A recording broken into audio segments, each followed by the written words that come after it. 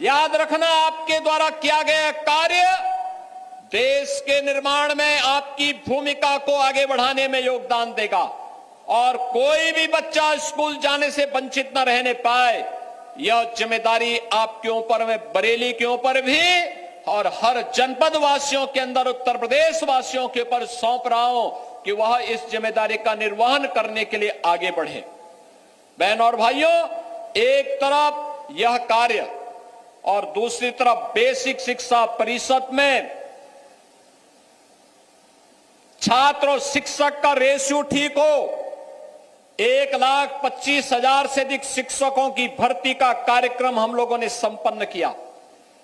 अब हम लोग पीएम श्री योजना के अंतर्गत 1500 विद्यालयों का कायाकल्प भी कर रहे हैं।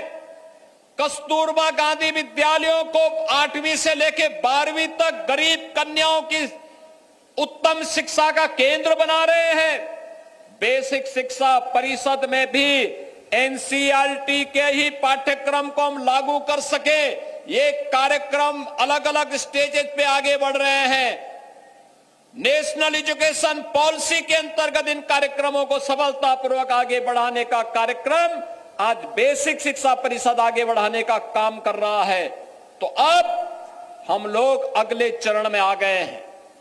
अब अगला चरण ये कि गांव-गांव में स्कूल तो हैं, लेकिन अभी भी वहां पे बहुत कुछ चैलेंजेस हमारे सामने हैं।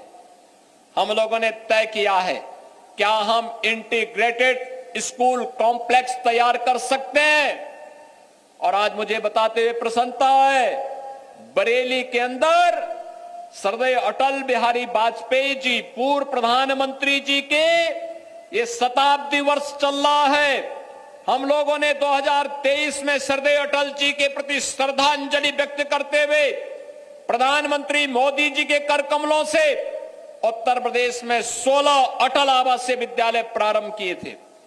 ये 16 अटल आवासीय विद्यालय रजिस्टर्ड बीओसी बोर्ड के श्रमिकों के बच्चों के लिए शुभारंभ किया था। आज बरेली का अटल आवासीय विद्यालय प्रारंभ होने जा रहा है। अभी नवाबगंज में थोड़ी देर में हम लोग जाएंगे। 70 करोड़ रुपए की लागत से लॉजिंग फूडिंग की सारी व्यवस्था वहां पर उन बच्चों के लिए हम लोग उपलब्ध करवाते हैं। अच्छी उत्तम शिक्षा की व्यवस्था उन बच्चों के लिए है। शिक्षकों का भी प्रशिक्षण होता है, प्रिंसिपल्स का भी प्रशिक्षण होता है और फिर बच्चों को उत्तम शिक्षा देने का कार्यक्रम करा करके एक मॉडल विद्यालय के रूप में उन्हें स्थापित किया गया है। और उस तर्ज पर बेसिक शिक्षा परिषद ने भी हर जनपद में मुख्यमंत्री कंपोजिट विद्यालय को प्रारंभ करने का निर्णय लिया है। और पहले चरण में 57 जनपदों में जहां पर अटल आवासीय विद्यालय नहीं खोले गए हैं, वहां पर ये सीएम कंपोजिट विद्यालय प्रारंभ होने जा रहे हैं। ये मॉडल होगा पहले चरण जनपद स्तर पर। दूसरे चरण में हम लोग इसको लेकर के आएंगे तहसील स्तर पर, यानी विधानसभा स्तर पर। तीसरे चरण में हम लोग इसको लेकर आएंगे विकास खंड स्तर पर और चौथे चरण में न्याय पंचायत स्तर पर लेकर के आएंगे, जहां पे प्री प्राइमरी से लेकर के सीनियर सेकेंडरी तक, यानी नर्सरी से लेकर के 12वीं तक की शिक्षा बच्चों को एक ही कैंपस में मिल सके। खेल कूद की व्यवस्था हो, स्किल डेवलपमेंट की व्यवस्था हो, पूरे शिक्षकों के लिए आवासीय व्यवस्था हो। इस कार्यक्रम को लेकर के हम इस अभियान को लेकर के बढ़ने जा रहे हैं। आज उत्तर प्रदेश ने शिक्षा में आमूलचूल परिवर्तन करके देश की एक बड़ी अर्थव्यवस्था के रूप में अपने आप को स्थापित किया है। और बहनों और भाइयों, इस दिशा में आज उत्तर प्रदेश तेजी के साथ आगे बढ़ा है। एक तरफ शिक्षा के लिए किए जाने वाले प्रयास और इसकी आधारशिला बनी है स्कूल चलो अभियान। और मैं आप सबका आह्वान करूंगा, स्कूल चलो अभियान को अपने कर्तव्य का हिस्सा बना करके, अपने दैनिक जीवन का हिस्सा बना करके अप्रैल में 15 दिन और जुलाई में पहले 15 दिन हर नागरिक, कोई भी बच्चा छूटने न पाए, स्कूल हर बच्चे को पहुंचाने के इस अभियान के साथ जुड़े। यह अपील आप सबसे करने के लिए मैं आज आपके बीच आया हूं। बहनों और भाइयों, स्कूली शिक्षा मजबूत होगी तो उच्च शिक्षा, टेक्निकल शिक्षा, मेडिकल शिक्षा ये भी अपने आप मजबूत हो जाएगी। आज के मॉडर्न एज कोर्सेज में उत्तर प्रदेश के छात्र गणी भूमिका के साथ होंगे और उत्तर प्रदेश इस मामले में देश का सबसे युवा राज्य है। सबसे अधिक युवाओं की संख्या हमारे पास है, सबसे प्रतिभाशाली युवा हमारे पास है। आज इस युवा शक्ति को जो उत्तर प्रदेश में रोजगार मिल रहा है, नौकरी मिल रही है, तो उत्तर प्रदेश के विकास में वो योगदान भी दे रहा है। और उस युवा के लिए, इस भूमिका को तैयार करने के लिए, नई पीढ़ी को गढ़ने के लिए, उसको तराशने के लिए स्कूली शिक्षा में स्कूल चलो अभियान का शुभारंभ करने के लिए मैं स्वयं बरेली में आया हूं, नाथ नगरी में आया हूं। और नाथ नगरी से किया जाने वाला कोई भी प्रयास कभी विफल नहीं होगा।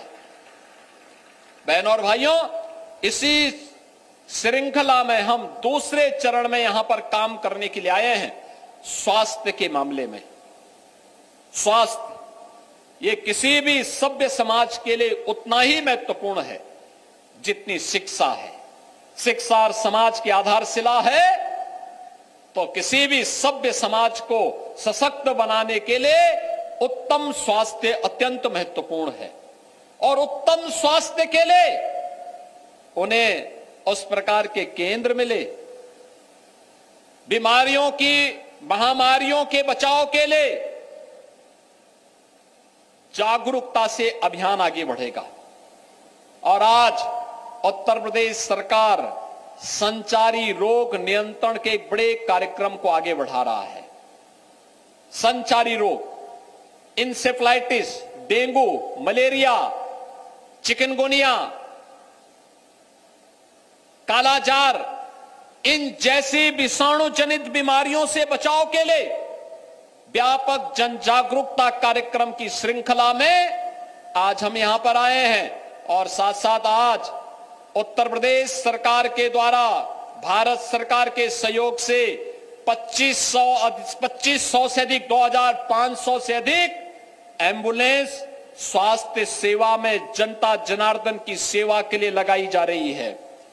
यह इसलिए भी लगाई जा रही है जिससे रिस्पांस टाइम कम हो सके। 108 की एम्बुलेंस सेवा जो दिन रात आपकी सेवा के लिए समर्पित है, याद करिए 2017 के पहले इसका रिस्पांस टाइम लगभग 17 से 19 मिनट हुआ करता था। आज यही कम होकर के 7 मिनट के आसपास आया है। इसको और भी कम करने के लिए ये 2500 से अधिक एम्बुलेंस आज यहां पर एक साथ पूरे प्रदेश भर के लिए शुभारंभ किए जा रहे हैं। इससे प्रदेश की जनता लाभान्वित होगी। मैं उन सभी लाभान्वित होने वाले प्रदेशवासियों को इसकी बधाई देता हूं। बहनों और भाइयों, ये संचारी रोग के लिए उत्तर प्रदेश का अलग अलग क्षेत्र अलग अलग संचारी रोग के लिए अत्यंत संवेदनशील है। अगर आप पूर्वी उत्तर प्रदेश में जाएंगे तो गोरखपुर, बस्ती मंडल के कुशीनगर, देवरिया, महाराजगंज, सिद्धार्थनगर, बस्ती, ये सभी जनपद इंसेफ्लाइटिस के लिए अत्यंत संवेदनशील है। बरेली मंडल के जनपद, बरेली है, बदायूं है, पीलीभीत है, ये सभी आसपास के जनपद है।